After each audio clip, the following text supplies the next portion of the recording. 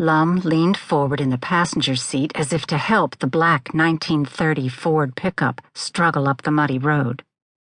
Her brother, Jimmy, floored the accelerator. "You should get Al to look at the truck. He's real good with engines," Lum offered. Jimmy snorted. "She just don't like heels." The right front tire sank into a huge hole, lurching Lum against the dash. Jimmy downshifted. "Just sit back, Lum. This road is awful. Al ought to fix these holes." Lum eased back, wide thighs spreading under her faded black corduroy dress. Gullies full from heavy rains lined High Ford Road. On a good day, it was hard for two cars to pass each other, but now the truck rode right in the middle. Cows grazed behind barbed wire fence, stepping through rivulets in search of grassy tufts. Lum was relieved when she saw the familiar clapboard farmhouse. They stopped by the weathered porch. "Well, here you go, Lum."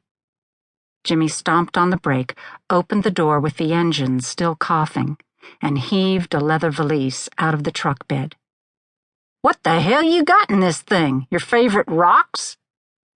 He snickered as he carried it up the granite steps. Lum lifted a carpet bag, the fabric's color and pattern obscured by age. It was because of Jimmy and her other brothers that she was called Lum. She was named Columbia, but her brothers couldn't pronounce it, so she was nicknamed Lum. When she was in high school, she tried to get people to call her Columbia, but her childhood name stuck.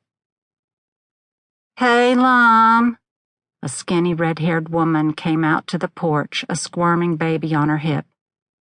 "Hey, Jimmy," she added, brushing a damp curl off her forehead.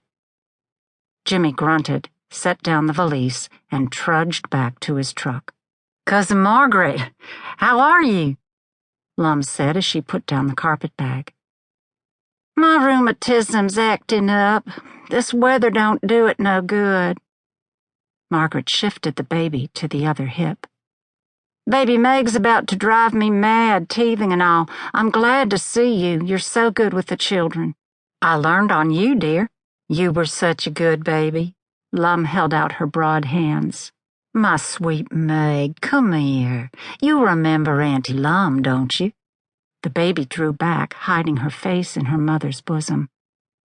Jimmy stood with one foot in the shuddering truck. "I'm gonna get on now, Lum. You'll be back next winter, huh?" "I reckon, Jimmy." Relieved to be leaving Jimmy and Ethel's, but wary about being with Al and Margaret, Lum hoped this visit wouldn't end like the last one. She picked up her bags, the valise pulling her off balance, and headed toward the front door. "Lum, Al and me," Margaret said haltingly, "we thought, well, you could stay in this little room off the porch." Margaret stared past Lum's shoulder. "Since Caleb's getting so big and all, it ain't right to share his room. You understand, don't you?" Lum turned abruptly into the small enclosure on the porch so Margaret wouldn't see her blush. In all her 33 years, she'd never been relegated to an outside place. The room had been built for circuit preachers or judges, but lately, ever since the bad times brought on by Hoover, was used by men who worked a day or two for Al. Lum put the carpet bag on the narrow bed and lugged the leather case to the corner. A wisteria vine invaded the room through a broken window pane.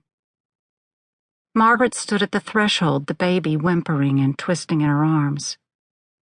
"She cried for weeks after you left last fall. Maybe you can calm her down." She passed Meg to Lum. Lum touched the baby's chin. "What's the matter with my Meg?" Lum bounced her up and down until the baby giggled. "You're the best little girl in the Shenandoah Valley, maybe all of Virginia. Yes, you are."